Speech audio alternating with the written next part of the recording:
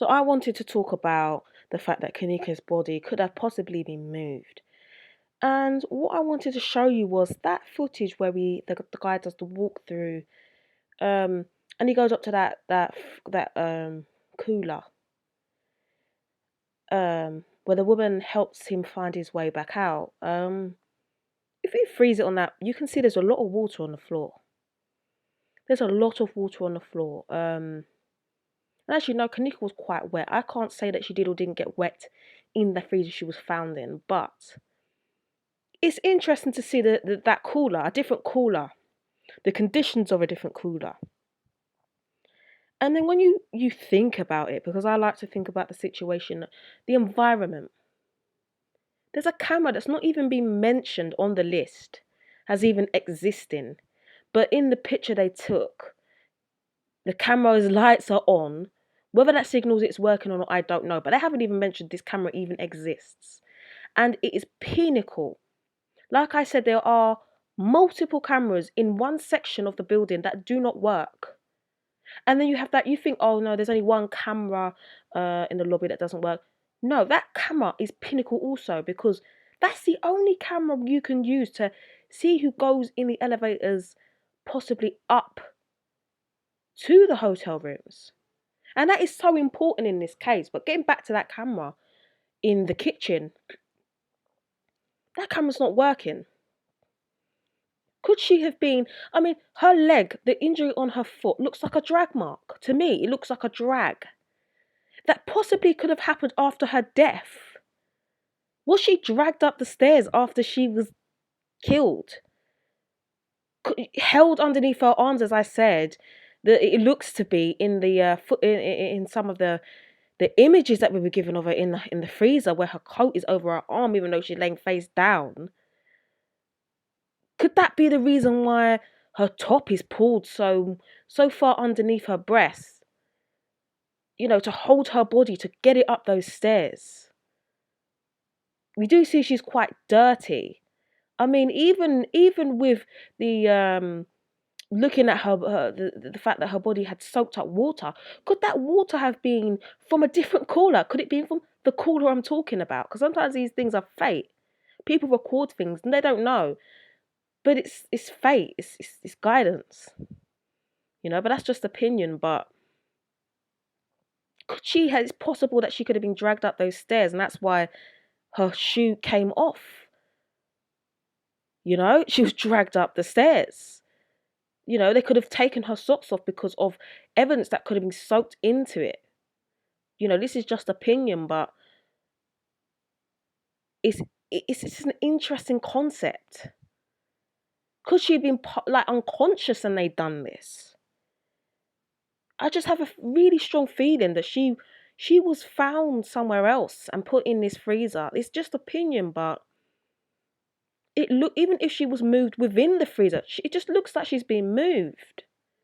When we look at the pressure points on her body, you look at her hand, the pressure points.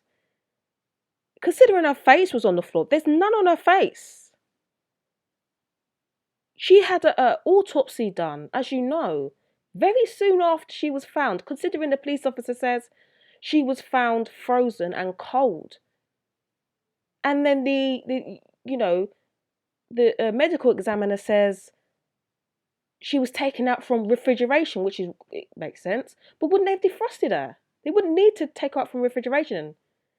And if they did put her in the fridge to defrost, it would have taken longer. Because of the slow, maybe they wanted the body to defrost slowly, which makes sense. It would have taken a lot longer than just literally a few hours. Something isn't right. If her body was put into that place, and it wasn't frozen, or it was in a cooler, which doesn't freeze, it just stays cool. Think about it. And then they transferred her into a freezer. It's so easy to put.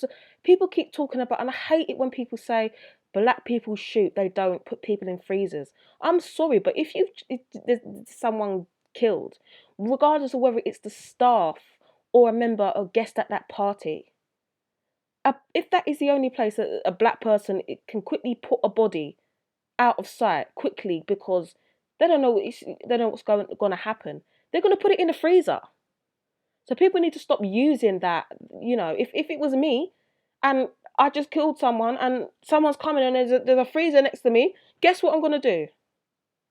Do you know what I mean? We need to come off all this race stuff as well, because it doesn't solve anything. But getting back to the point, could she have been, those injuries have been caused after death?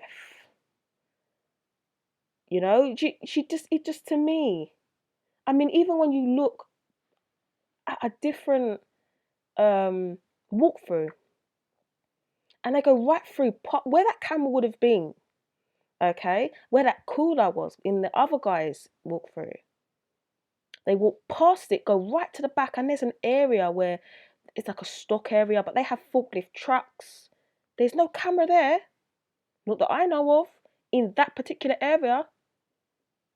There maybe could be some round the corner, but from what I see happening in that area, I haven't seen any footage of that area.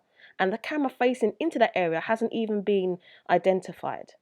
And then the next camera she would have walked past doesn't work. Goes up the stairs, and then that camera doesn't work. And I don't know why I've got the feeling that they thought that they had made the kitchen camera look like it weren't working. But it was, and they couldn't do nothing about it. Or, do you know what I'm trying to say? I don't know. But there definitely could have been another camera in that kitchen also. There definitely could have been another camera. Because you cannot trust people that are going to lie. Or lie for others. Or have lied in the past. Rosemont police have been known to take cameras down and lie to get people out of trouble. They're known for it. No integrity, corruption. Let's look at them. Arrest this man, taser him, and he's also being choked out right there inside the police station with cameras rolling while he's handcuffed to a chair.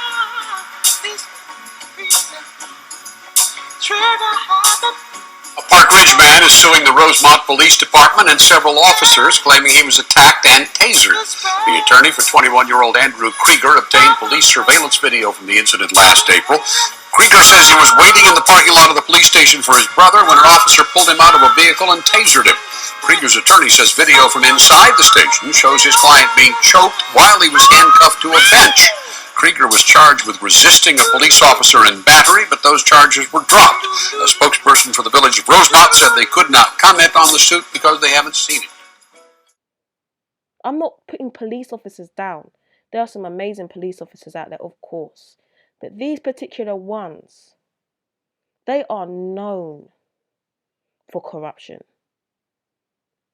So when we talk about her body being moved, it is definitely, in my opinion, a strong possibility.